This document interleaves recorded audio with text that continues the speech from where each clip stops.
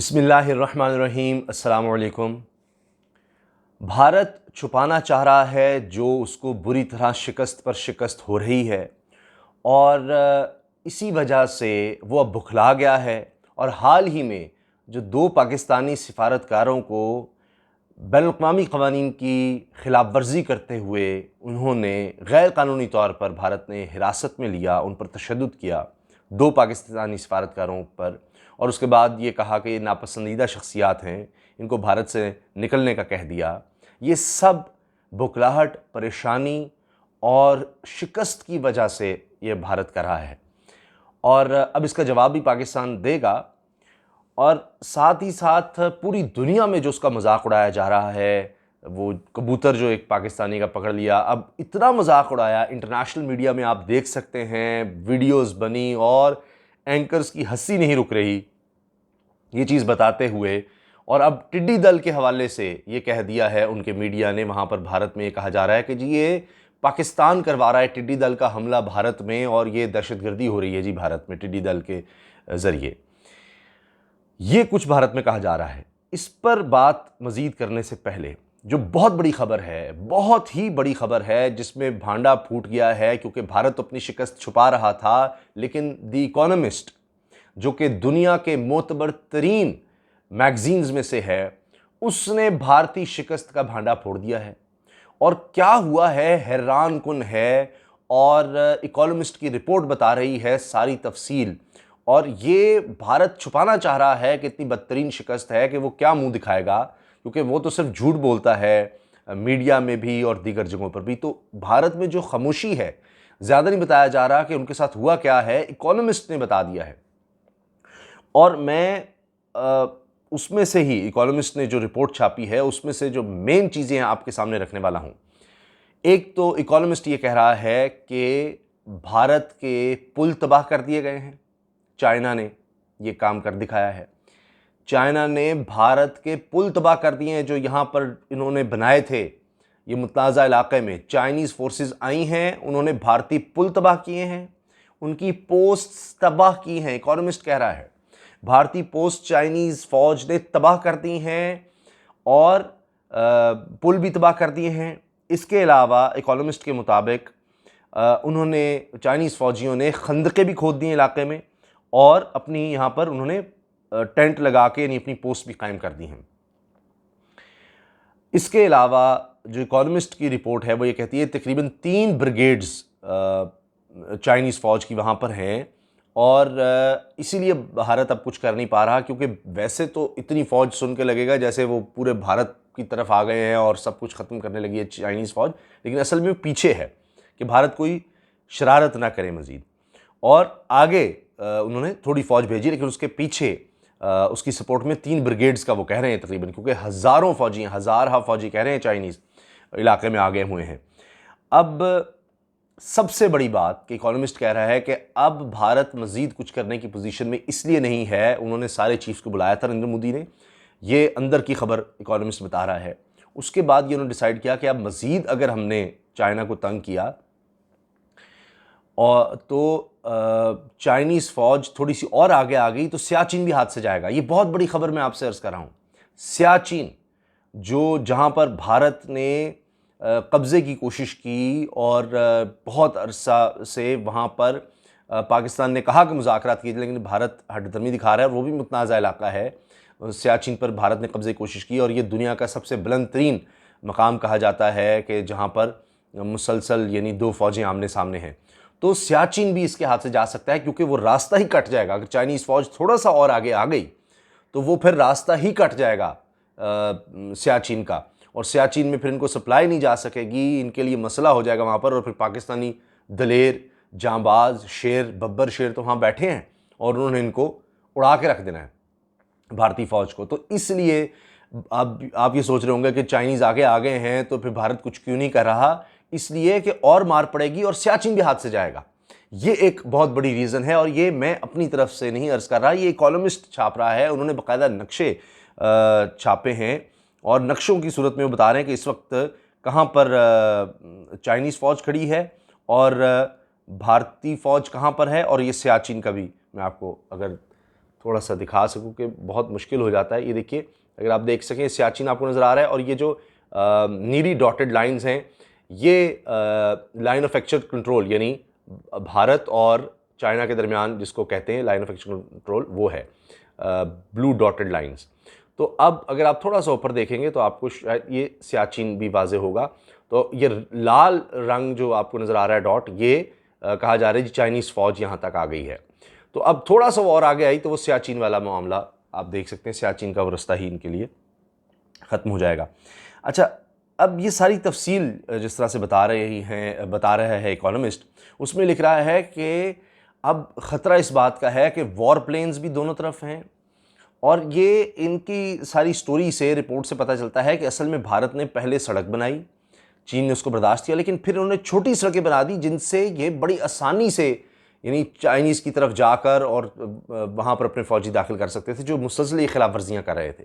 और उसके बाद चाइना ने ये कदम उठाया और फिर ये अब इकोनॉमिस्ट कह रहा है कि जी पुल भी तबाह कर दिए, भारतीय पोस्ट भी तबाह कर दी, और सोशल मीडिया पर तस्वीरें भी नज़र आ रही हैं अब कि जहाँ पर भारतीय फ़ौजियों को पकड़ा हुआ है, उनका खून भी निकल रहा है, फिर उनको चीनी फ़ौजी पानी भी पिला रहे हैं, उनको बांधा भी हुआ है भारतीय फ़ौजियों को। तो बहरहाल अब एक तो ये बात लिखी है कि इससे कुछ अर्सा पहले ही एक हेलीकॉप्टर भी इनका, और उसमें बहुत ही सीनियर इनका कोई जर्नैल टाइप को बंदा जा रहा था भारतीय फ़ौज का हेलीकॉप्टर में, तो 2 हेलीकॉप्टर चाइनीज़ हेलीकॉप्टरों ने उसको इंटरसेप्ट कर लिया। तो उनका फिर बिल्कुल ही बुरा हाल हो गया, पसीने छूट गए और ये वापस भागे, इकोनॉमिस्ट कह रहा है। फिर ये कि जी अब हालात ज़्यादा ख़राब नहीं किए जा सकते क्योंकि ये बहुत ऊंची जगह है, सर्दियों में सप्लाई बड़ी मुश्किल हो जाएगी। तो उनके जो एक्सपर्ट्स हैं, भारतीय एक्सपर्ट, वो कह रहे हैं जी सर्दी का इंतज़ार कर लें, शायद चाइनीज़ फ़ौज जो है ना, सर्दी में उनके लिए सप्लाई यहाँ पर बड़ी मुश्किल हो जाएगी। तो हमने तो बड़ी ज़बरदस्त रोड्स बना ली हुई हैं, टैंक भी पहुँचा दिए हुए हैं, वॉर प्लेन्स हैं, हेलीकॉप्टर्स हैं, ड्रोन्स हैं, तो हमारे लिए ख़र्चा शायद कम होगा। लेकिन चाइनीज़ फ़ौज को पता नहीं उन्होंने क्या समझा हुआ है। बहरहाल तो अब चाइना की तरफ से भी वॉर प्लेन्स हैं, हेलीकॉप्टर, ड्रोन्स उनके पास भी हैं। तो ये कोई अब भारत के लिए आसान नहीं रहा। और ये खुद इकोनॉमिस्ट कह रहा है कि उन्होंने, उनके जर्नैलों ने, सारी फ़ौज ने और उनका जो भी थिंक टैंक्स हैं, इंटेलिजेंस रिपोर्ट्स हैं, वो ये मान गए हैं, शिकस्त तस्लीम कर ली है, और उन्होंने कह दिया कि अब चाइना जहाँ तक आ गया है इसको अब पीछे धकेलने का तो सोचे भी ना, यानी इसको तो अब इसके साथ कन्फ्रंट करना ही नहीं, क्योंकि उसके बाद ये और मारेंगे हमें और आगे आ जाएंगे। और जब ये और आगे आए तो सियाचिन क्या। ये इकोनॉमिस्ट ये सारी बात लिख रहा है, और इसलिए वो कह रहे हैं इकोनॉमिस्ट कि जी अब इससे ज़्यादा कुछ नहीं कर सकता भारत, और जो ट्रंप ने जब तक सालसी की पेशकश की तब तक सारा कुछ निकल चुका था, और ये जो इलाका चला गया चीन के पास सो चला गया।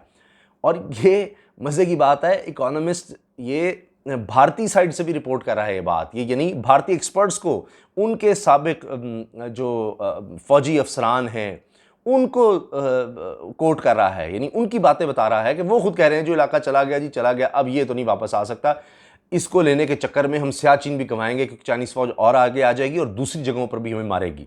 और इसमें ये देखा जाए तो वो एडमिट एक तरह से कर रहे हैं कि यहाँ पर हमने रोड्स बनाना शुरू की और फिर छोटी सड़कें आगे तक बनाई कि जी हमारी सप्लाई बहुत ज़्यादा हो सके।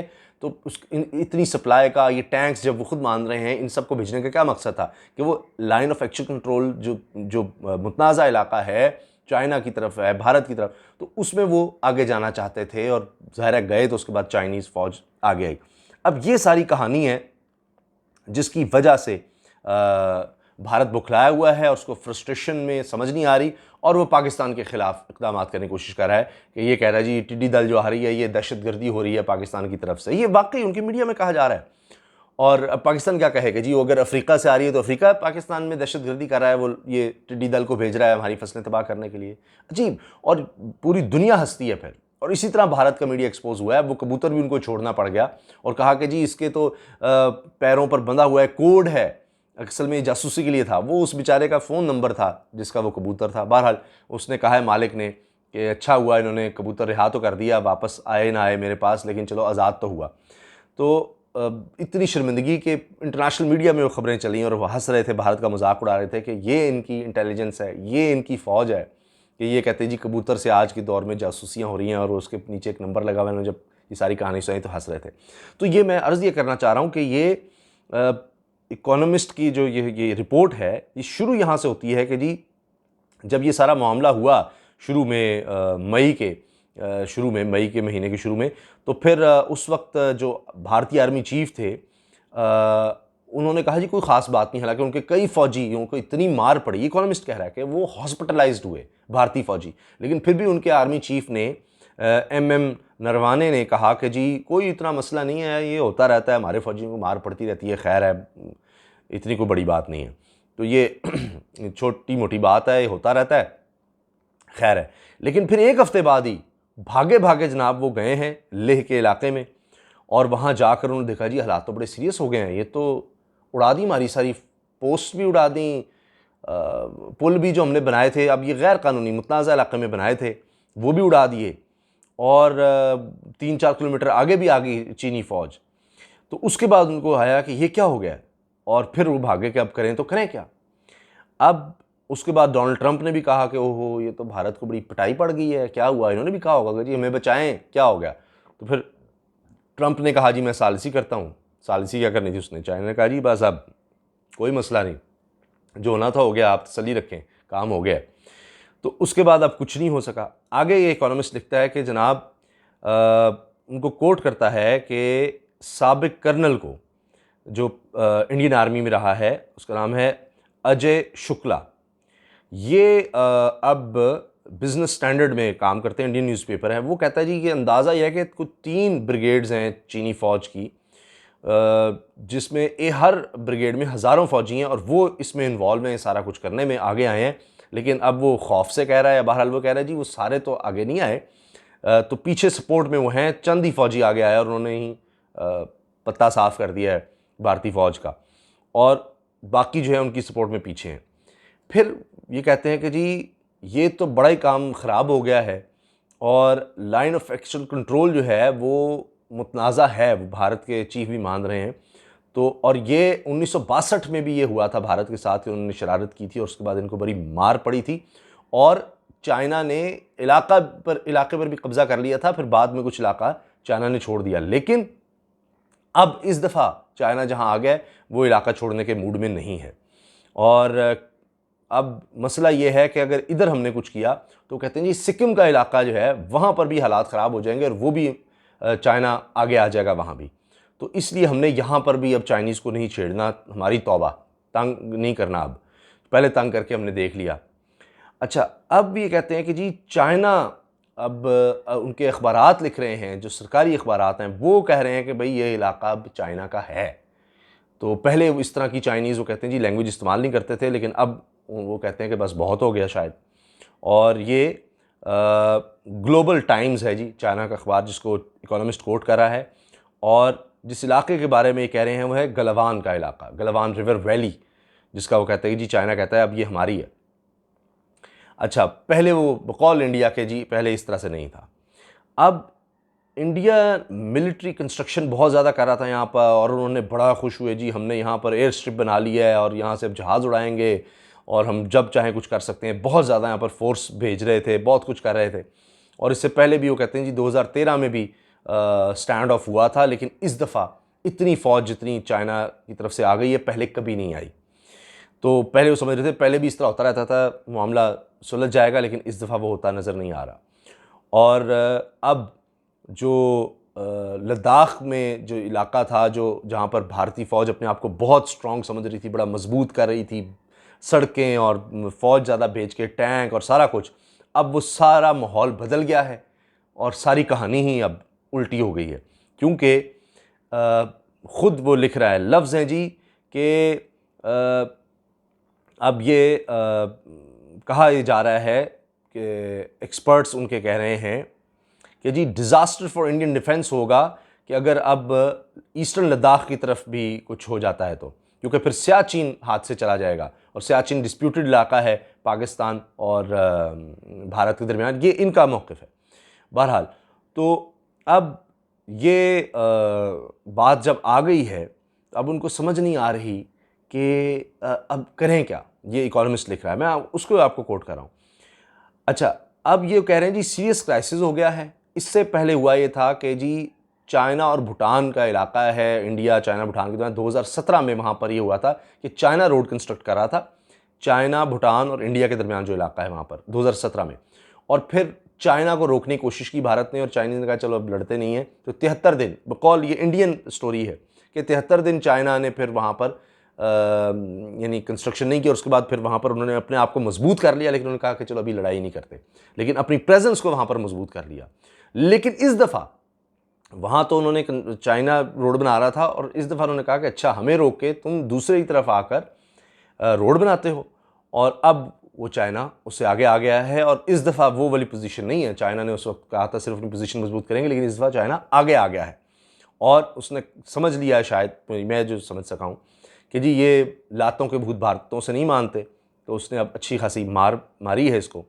तो बहरहाल अब ये इनके एक्सपर्ट्स ये कह रहे हैं, या फॉरेन इनके फॉर्मर डिफेंस के लोग, कि जी यहाँ सर्दी बड़ी हो जाएगी और चाइना का ख़र्चा बड़ा होगा सर्दियों में, तो इतना आसान नहीं होगा ये चाइना के लिए अपनी पोजीशन बरकरार रखना। यानी अब ये वो खिसियानी बिल्ली खंबा नोच वाली बात है कि अब कुछ और तो मिल नहीं रहा, और वो यही कह रहे हैं उनके तमाम जो फ़ौजी सरबराहान हैं कि जी ये तो बड़ा मसला है, हेलीकॉप्टर भी लाएं हम, जो मर्ज़ी कर लें, वॉर प्लेन्स, तो हर चीज़ चाइना के पास भी है, ड्रोन, तो इससे ज़्यादा आगे हम अब कुछ नहीं कर सकते। तो इसलिए अच्छा अब जो हो गया सो हो गया, और जो इलाके चाइना के पास चले गए हैं बस चले गए हैं, अब बस खामोशी इख्तियार हमें करनी है। ये अगर वक्त मिले तो आप ज़रूर इकोनॉमिस्ट पढ़ सकते हैं। मैंने अपनी तरफ से कोई कोशिश की है कि बात कम करूं, और जो वहाँ पर इकोनॉमिस्ट दुनिया का इतना बड़ा मैगज़ीन लिख रहा है वो आपके सामने रखूँ कि किस तरह भारत को शिकस्त पे शिकस्त हुई है। और एक चीज़ जो मैं भूल गया, 3 जगहों पर वो कह रहे हैं ये हुआ है, 3 जगहों पर उन्होंने नक्शा भी दिखाया है कि 3 जगहों पर कम से कम भारत को मार पड़ी है, 3 जगहों पर शिकस्त हुई है, और वहाँ पर उन्होंने पुल उड़ा दिए, पोस्ट इंडियंस उड़ा दी, और पकड़ा भी फ़ौजियों को, ज़ख्मी भी किया, वो हॉस्पिटलाइज भी हुए।